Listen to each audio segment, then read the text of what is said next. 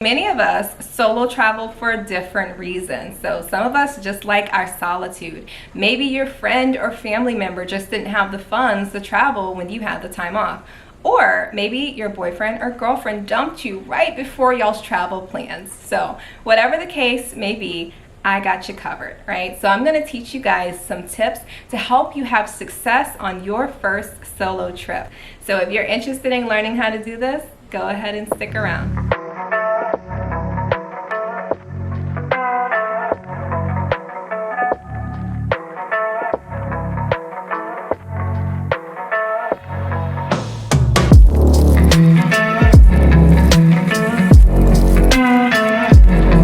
Hi guys, and welcome to the channel. It is Sincerely Vali. If you are not already a subscriber, go ahead and hit that subscribe button and join our growing community. So in this video, we're going to be talking all about solo traveling. So if you've been thinking about solo traveling and you just really feel in your soul that it's something that you're being called to do, this video is confirmation that you need to get it done this year, all right? And I'm gonna give you the tools and prep to help you kind of set this up so that you can go on and sail and do your thing as a solo traveler. For first timers, you may have this sense of nervousness or fear, and you have like a lot of different emotions going on when it comes to solo traveling. So I just did my first solo trip to Arizona, and I'm going to share with you guys some of the tips that I used and also show you guys some pictures and scenes from my actual trip. So we're going to go ahead and get into this video. So the first topic we're going to talk about is the destination. And when you choose a destination, you really want to pinpoint somewhere that calls your soul, right? So you don't want to go for somewhere just because it's popular or because it's like a lot of people vacation there, right? You really want to go somewhere that feels good to you, right? Somewhere that is calling your name, right? So when you're choosing a destination, you also want to do research, right? So you want to see what the attractions are there. Of course, you want to look at crime rate, demographics, see if there's any differentiation in languages and things like that. So yeah, you really want to do your research before you go. Definitely the climate as well, because that's something important to know so you know how to pack, right? So definitely do your research before you choose a destination. The second thing you want to do is set clear intentions. So what are you traveling for? Are you traveling to relax? Are you traveling to explore, to find healing? What is it? So this is really going to help you to choose a destination as well. So for me personally, when I chose Arizona, I really wanted to explore the desert, right? It's a very solitary place, a very spiritual place, right? Because after I left Phoenix, I went to Sedona, which is known for its energy vortexes, its healing abilities. So that's really what I was looking for, to definitely explore and really just tap into that spiritual energy there.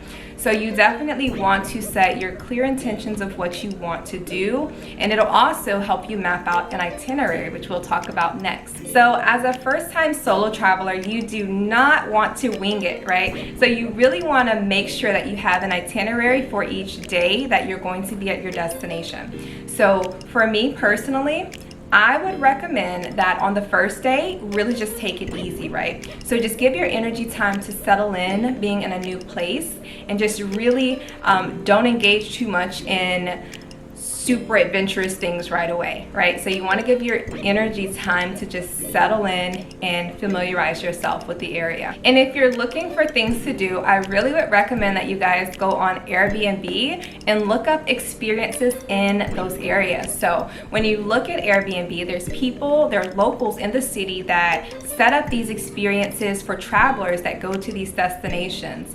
And for me, I like to choose full day events or like half day events, because it really helps to take up your time, number one, but in a good way, because you get to explore and do something that you really enjoy, and you have a tour guide there and others to accompany you as you're exploring and, you know, having a wonderful time there. So I think that's very good to do. So full day and half day experiences are definitely a plus. When I went on Airbnb, I saw an experience that shuttled you from Phoenix all the way to Sedona, which was something that I really wanted to do. So I didn't rent a car because car rentals were really expensive. So what I ended up doing was booking that experience, and guys, it was so wonderful. We went to, I think, like 4 or 5 different sites. We went to Bell Rock, the Holy Cross, what was it called? Holy Cross, what was the name of that place?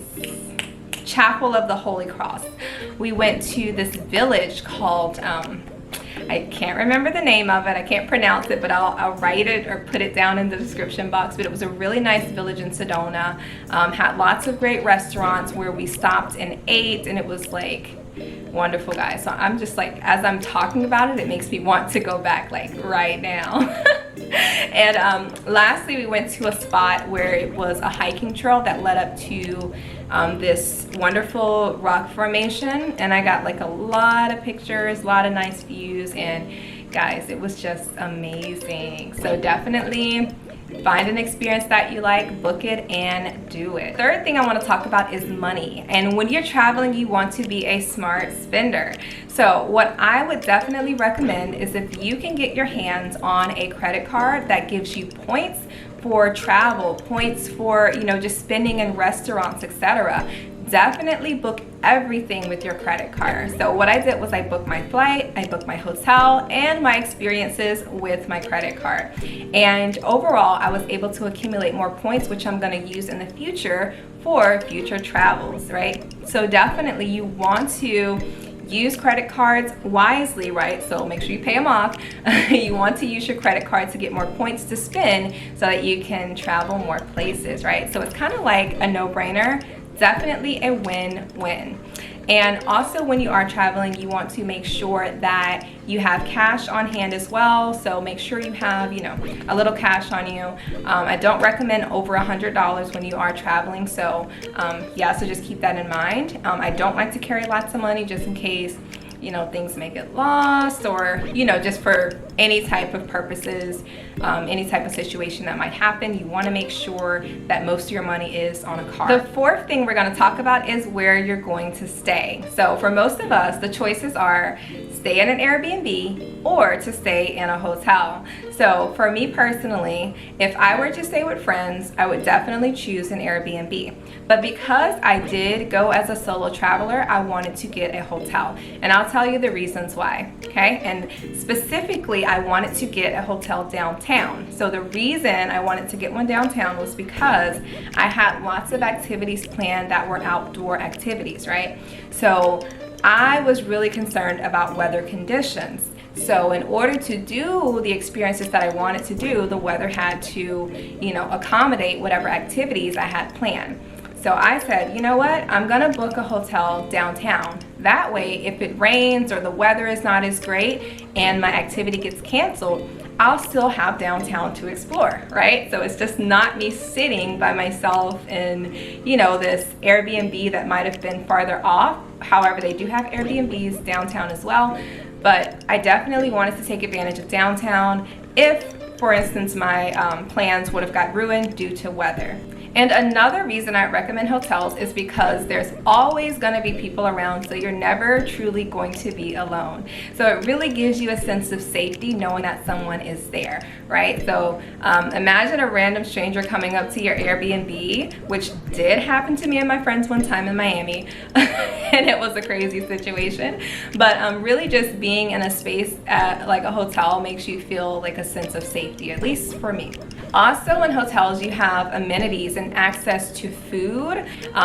Usually the hotels have restaurants inside of them, or they have like the little marketplace where you can go down, grab your little snacks, grab you some water, room service, things like that. So you have easy access to food. And also my reason for choosing a hotel downtown was because everything was walking distance. So I did not have a car my time that I spent in Phoenix. I didn't want to Uber everywhere, so I definitely took advantage of, you know, just walking from place to place and going where I needed to go. So I definitely had times where, you know, I had to make sure I was in before the street lights come on, right, just for safety purposes. But definitely walking in downtown Phoenix was pretty safe for me. Nothing crazy happened. I did pass a few, you know, random strange people along the way, but nothing crazy happened. So definitely you just want to always be vigilant as you are traveling alone. You want to be watchful of people around you, the energy that's surrounding you. And yeah, also, if you guys remember when I talked about the Airbnb experiences, right? So another bonus for me staying in the hotel was that for a lot of these experiences, they had hotel pickup for you. So in order to get you from where you were to the actual experience, like there would usually be like a meetup spot, some places offered hotel pickup. So for example, when I took the hot air balloon ride on, let's see, was that Saturday, they had hotel pickup, and it was like a small fee to get picked up and dropped off, but it was definitely worth it because I didn't have to Uber anywhere, and it accommodated me, brought me where I needed to go, and yeah, it pretty much worked out for me. And definitely that's a perk for staying in a hotel. And I think I already touched on food a little bit, but definitely if you're going as a solo traveler and you feel awkward sitting in restaurants and being by yourself, one tip that I want to share with you guys is to, whenever you're choosing a restaurant, choose a restaurant that has outdoor seating. So like a nice little patio area, or if they have like a bar that you can sit at. Even if you don't drink, guys, they have food at the bar as well. So that makes you feel like you're in more of a social scene, right? So when you're outdoors, you can just be out there enjoying the beautiful weather, the scenery, watching kids play, dogs pass by. So it really puts you at ease, right? Instead of feeling confined between walls in a restaurant. Right? I'm not exactly sure what number I stopped on, but I'm gonna continue to drop these solo travel gems for you guys. Okay, so one thing that I want to share with you guys is how to get good pictures. So you have two options here. So if you're really good with tripods and things like that, you can definitely get your photos that way. So I've seen so many different types of tripods. One that I like is, I'm not sure the name of it, but it has like flexible legs, so you can like bend it and put it around things so you can record and take pictures. So that's one neat little tripod that I found very good. And also, you can have strangers take pictures with you. And the easiest way to do this, and I'm gonna teach you guys how to do it so smoothly. If you see people like families or couples or just people by themselves trying to like take pictures of themselves, what you do is step in and ask them, would you like me to take a picture of you? And 100% of the time they say yes. So what you'll do is you take their camera, take their little snapshots, and then in return you ask them, hey, can you take some pictures of me, by the way? And guess what? 100% of the time they say yes. So that's how I really slide in and get pictures from people. And also if you are doing an experience and you have people within your group, they're always willing to take pictures for you. Your tour guide will take pictures for you. So definitely get your pictures in. You want to document. And also, I thought of another little way. One thing I did was when I climbed on Bell Rock, what I did was I made friends with the rocks and they took pictures of me. So what I did was I would put my camera or my phone on the rock and, just have the timer on, did my little pose, and then, got my pictures that way. So whatever works for you. All right, and before I end this video, I'm gonna go over some extra safety measures. So one thing you guys need to know when it comes to solo traveling is you want to make sure that you're in by a certain time, right? So I say before the street lights come on, just for safety purposes, make sure you're in before it's like really dark and late. So I would say around 8 or 9. If you are by yourself, you want to make sure that you're in at a good time. Another thing is you want to make sure that you share your location with a family member or friend before you go. And also check in with that family member or friend every day so that they know that you are okay. Okay, so make sure you do that just for safety purposes and just to put, yourself at ease and whoever is kind of your accountability person, and putting them at ease as well.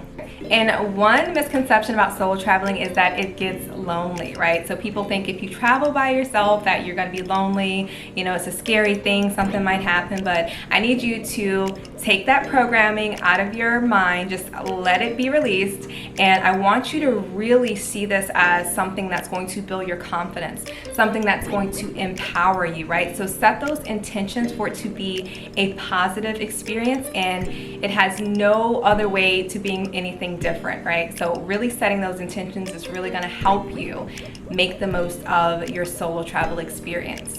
Definitely enjoy yourself, guys, on your first solo travel experience, and I hope these tips were informative. I hope you learned something new, and if you have a destination that you want to go to, go ahead, drop them below in the comments. I would love to hear about where you guys are wanting to venture out. All right, so if you found this video helpful, go ahead and like, comment, subscribe, and I will see you guys in the next one.